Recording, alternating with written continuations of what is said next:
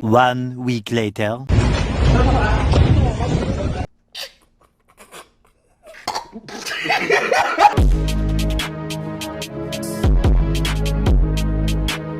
Months into me having my OnlyFans account, I had had this subscriber almost since the beginning. He had spent around 2,000 Australian dollars, bought every single thing that I sent him. An account with the same username had viewed my TikTok profile and it said "from your contacts."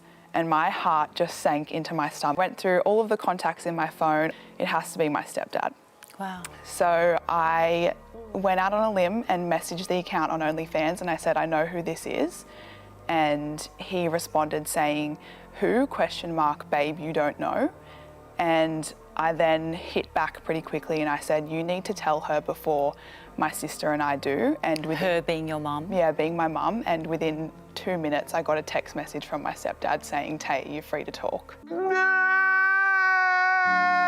Hi guys, welcome back to the channel. Hope everybody's good. Let's get into the main part of the video. You have a British and an American woman who are facing 2 years in a Bali jail for attacking salon staff during basically an argument over prices, but they claim they were held hostage. They allegedly did not have enough money to pay the fees for an extra treatment that they asked for and became angry when the staff tried to charge them for the service. Anyway, let's check out the video.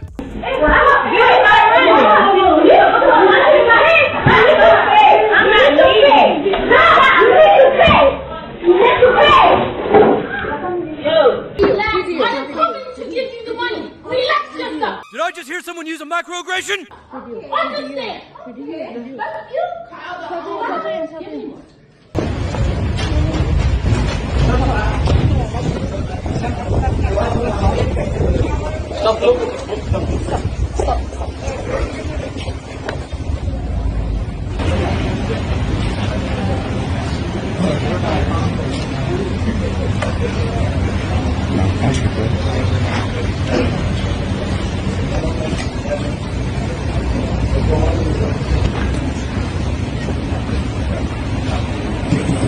If they'd done this in England, I'm pretty sure nothing would happen. In fact, they'd probably be made into the victims. If this was England, you'd probably have newspapers writing about it saying, oh, these poor girls, oh, there was just a miscommunication and then they got harassed and intimidated. That's probably what would have happened. Not even joking. That's how backwards the country is. Anyway, now maybe there was a slight miscommunication. There was a language barrier, but the way they dealt with it was obviously not the right way. First of all, as an adult, bring the money with you. Have the money ready. But second of all, the British woman put hands on her, so that's basically considered assault in a place like Bali, and now you're looking at 2 years in prison, all because you must have forgot that you're not in England anymore. You're going to jail. You're going to jail. I noticed you're wearing an American Lives Matter shirt. What is your message to this audience right now? Well, I think that we should put Americans above foreigners. You know that the whole point of, the movement, like, that came with Lives Matter was originally for Black Lives Matter? Yes, I'm intentionally appropriating it. Yeah. And are you trying to eliminate the movement Black Lives Matter? Well, BLM is not exactly a movement that I would be associated with, but American Lives Matter. If you're a Black American, Hispanic American, I don't care. Would you take the time to recognize a group of people who have been marginalized historically and who are now asking for the same rights, the same privileges as white people in the society by wearing, what rights do white people have that blacks don't? So the issue is, it's not necessarily written in the law. Oh, so it's like hidden. Looking at the first video, you commit a crime, you will go to jail. Now let's compare that to California, where shoplifting is now de facto legal. Essentially, they've decriminalized shoplifting in California. Merchandise worth over $950 or less is just a misdemeanor. This is insane. Which means that law enforcement probably won't investigate it, and if they do, the prosecutors will most likely let it go. What could possibly go wrong with this? Well, let's have a look at the outcome. On Easter Sunday, this brazen group grabbing what they please, wearing hoodies and carrying bags and backpacks, they went up and down the aisles, stealing merchandise.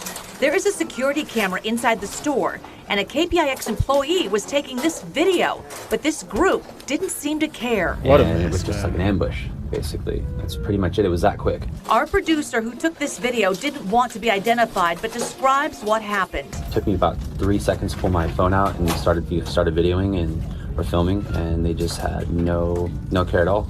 Wow. Were you concerned even standing in their way, taking video? No, I mean, it's San Francisco. I'm so kind of immune to it at this point. What was the reaction of the employees during and after? They did nothing.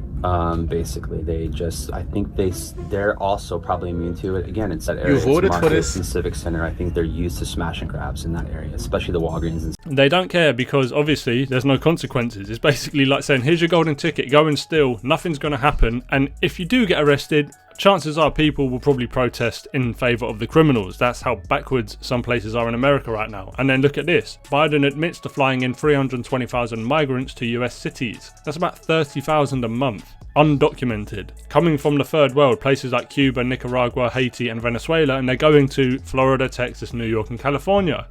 Yeah, that's a recipe for disaster. I'm increasingly being leered at. I'm increasingly being followed like I'm going around the souks of Morocco.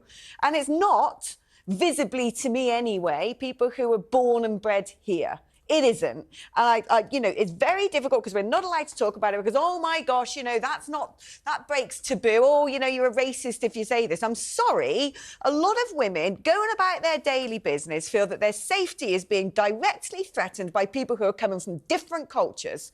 And this needs to be discussed because I've had enough. All my other female friends have had enough. When I've put this stuff online, the number of comments online from other women saying they've had enough and saying thank you for talking about this. Was it not enough when we noticed what was going on with grooming gangs? Was it not enough when we see what's happened to the victim of Abdul Azadi? When are we going to have the conversation that women's safety is being mortgaged at the altar of mass immigration and this faux political correctness?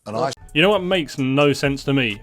This government in England and America, especially America, because the administration in America, they be saying all the time, we want to protect women. That's like one of their big things. But yet they're flying in 30,000 migrants a month, mainly men. So yeah, that doesn't make any sense, does it? They want to protect women, but they're doing things that are putting women in more danger. What's your response to trans women's fears that they'll be harmed if they're not allowed to use bathrooms appropriate for their gender? What? My common sense view is that women's spaces should be preserved for women. Thank you. You refer to biological men. Do you believe that trans women are women? I believe that women's spaces should be reserved for women, and that's a common sense approach. Common sense. For example, we need to have women's sports that are reserved for women because of the biological differences that men and women have. If we didn't have those biological differences, we wouldn't have separate sporting competitions. We'd just put everyone together. But because men have certain physical advantages, we have separate leagues, and therefore it's common sense, of course, that you would have Yeah, I can't believe this is actually a discussion, but it's another example of doublethink where if you look at the woke mob, or whatever you want to call them, they believe in feminism, like hard down believe in feminism, which is all about protecting women, women's rights and all of this. But they can't define what a woman is. And they want to let men do things like win Woman of the Year award and go into women's sports and dominate and win medals. Your two ideas contradict each other.